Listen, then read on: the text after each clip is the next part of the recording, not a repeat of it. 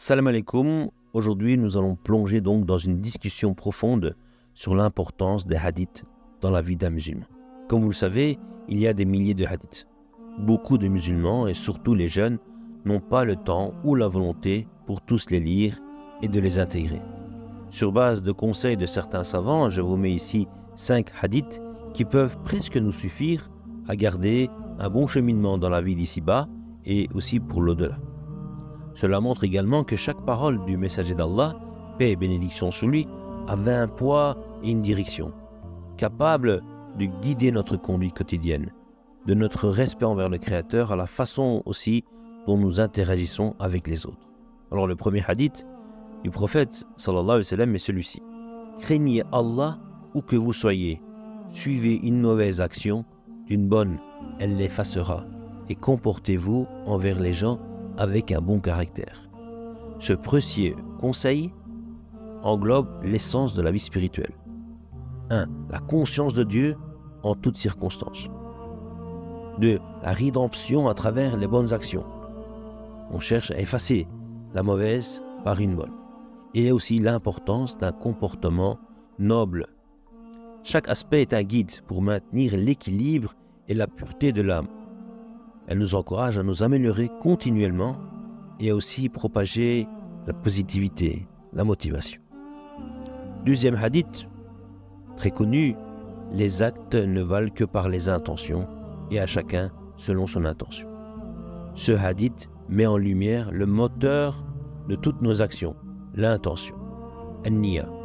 Cela nous enseigne qu'au-delà de nos actes extérieurs, c'est l'intention intérieure qui détermine la vraie valeur de nos efforts aux yeux d'Allah. Il nous appelle à une sincérité profonde dans tout ce que nous entreprenons, cherchant l'approbation d'Allah plutôt que la reconnaissance mondaine. Troisième hadith, de la perfection de la foi de l'individu, c'est de laisser ce qui ne le regarde pas. Ici, nous sommes invités à réfléchir à la qualité de notre foi à travers notre engagement envers ce qui est vraiment important. Ce hadith nous conseille donc d'abandonner les futilités, les curiosités vaines qui n'apportent aucun bénéfice spirituel, concentrant plutôt notre énergie là où nous pouvons vraiment faire une différence positive. Quatrième hadith, ce qui est licite est évident et ce qui est illicite est évident. Et entre les deux, il y a des choses douteuses que beaucoup de gens ne connaissent pas. Ce principe clé nous guide à travers les complexités de la vie morale, soulignant l'importance de la clarté dans notre quête de ce qui est juste. Il nous incite à éviter les zones grises qui pourraient compromettre notre intégrité spirituelle, nous rappelant de chercher la certitude et la transparence dans nos actions.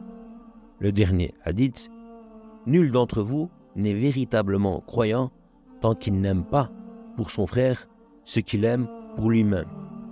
Ce hadith célèbre l'essence de la fraternité humaine en islam. Il établit certaine empathie, de l'altruisme et de l'amour comme fondement de la foi véritable, nous poussant à voir au-delà de nos besoins individuels et à désirer le bien-être et le bonheur des autres tout autant que les nôtres. Donc en revisitant tous ces hadiths, nous constatons qu'ils forment ensemble un cadre solide pour une vie vertueuse.